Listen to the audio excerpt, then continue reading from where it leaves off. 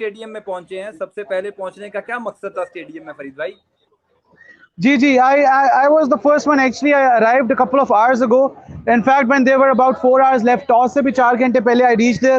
और are Prem मदासा stadium में आप देख सकते हैं पीछे एक फेस्टिवल सा लग रहा है, because this is one of the most iconic stadiums in Sri Lanka, and this is going to host the biggest encounter in world cricket, Pakistan and India today, a match with a lot of hype.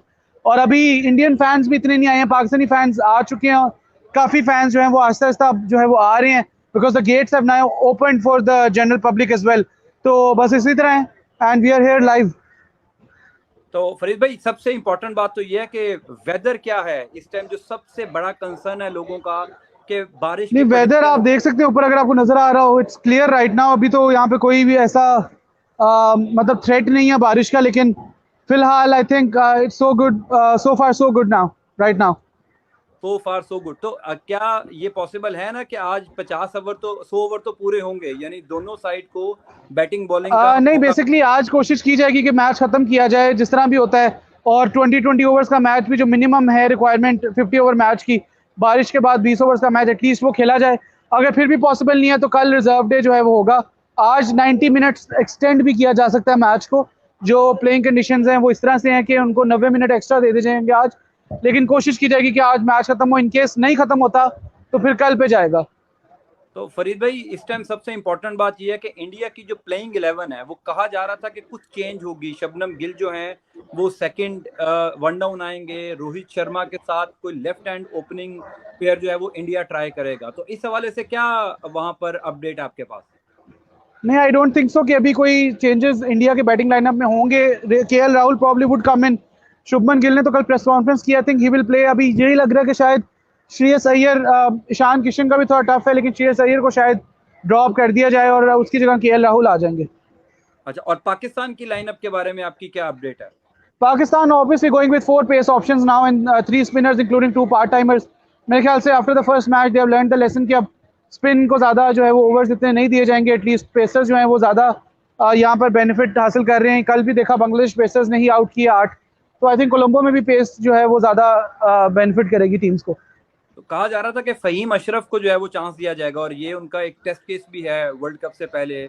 आज मोहम्मद नवाज नहीं खेलेंगे तो फ़हीम अशरफ पर बड़ा pressure होगा, ज़ाहिर है, एक मेन बॉलर की हैसियत से. हाँ जी, lot of pressure on him. लग रहा है उसका वर्ल्ड कप ऑडिशन है. Hopefully does well. अब देखते हैं कि क्या पाकिस्तान क्या आगे बॉलिंग अटैक नजर आता है. अगर पाकिस्तान को लगेगा कि जो आगा सलमान है, Iftikhar, they are good enough spinners, तो फिर वही पार्ट टाइमर्स होंगे और शादाब होगा साथ.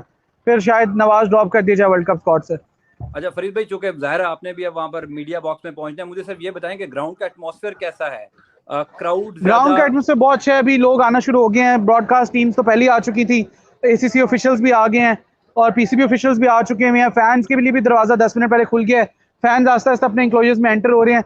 So it's a festival right now over here. और बाहर भी बहुत अच्छा इस वक्त एक्सपीरियंस जो है वो फैंस के लिए है, क्योंकि सारे इंडियन पाकिस्तानी इकट्ठे होकर जो है इस वक्त मैच की तैयारी कर रहे हैं.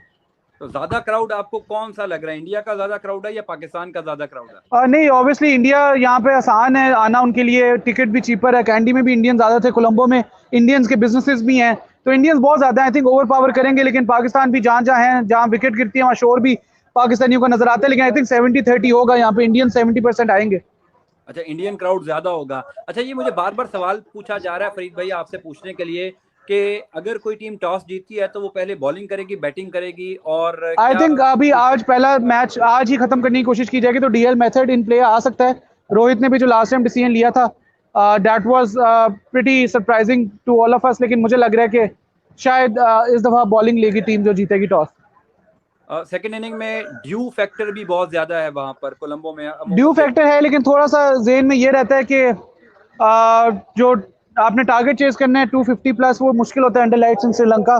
तो ये फैक्टर भी है शायद, इस वजह से भी लोग बैटिंग ले लेते हैं अमूमन. Let's see.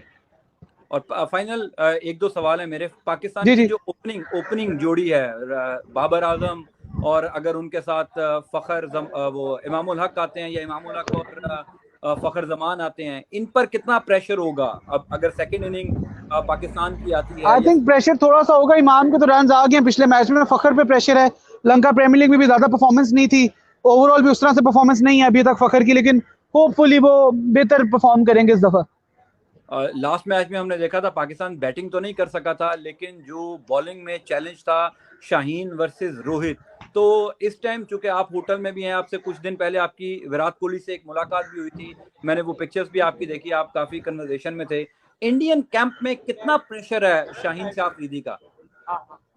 देखिए तो शुभमन ने भी कल प्रेस कॉन्फ्रेंस में बताया कि शाहीन वर्ल्ड क्लास बॉलर है और मेरे ख्याल से कोई भी लेफ्ट आर्मर हो जो इतनी पेस से बॉल करता है और जिसके पास एंगल के साथ बॉल बाहर भी निकलती है और फिर इन स्विंग भी करा लेता है राइट हैंडर के अंदर भी, जैसे उसने रोहित को सेटअप किया था। तो आई थिंक इस पेस के साथ, इस स्किल सेट के साथ कोई भी जो है वो शाहीन को खेलते हुए थोड़ा सा टेंटेटिव तो होगा। And I think it is still the same thing because Rohit could not survive Shahin's first spell. Even Shubman Gill did not look at ease. Virat Kohli also got an inside edge and he was bowled out as well. So I think that would be playing in the back of their minds. अगर तो उन्होंने उनको खेला होता अच्छा तो momentum India के साथ होता. But whenever they will come out to bat, especially in the first four or five overs of Pakistan Pacers, they would be under a lot of pressure.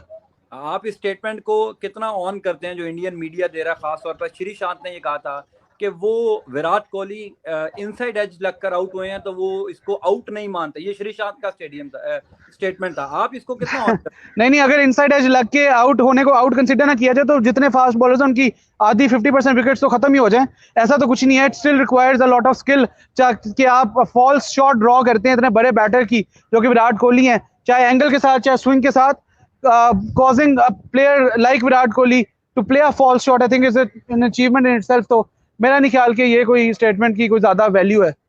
चलें, क्विकली ये बता दीजिएगा कि क्या टीम्स पहुंच चुकी हैं स्टेडियम में? क्योंकि अब तक नहीं, टीम्स अभी नहीं पहुंची हैं। It will take another half an hour for them to leave the hotels. I think they leave around 12:45 Sri Lankan time, 12:15।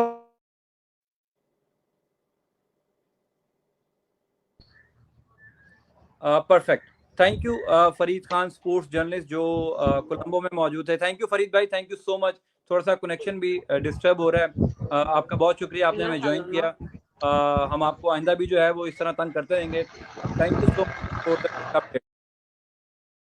तो ये फरीद खान थे जिन्होंने बताया कि जनाब जो टीम टॉस जीतेगी प्रेफरेबली वो पहले बॉलिंग करेगी, सेकंड इनिंग में उनको चेज करना कदरे आसान होगा।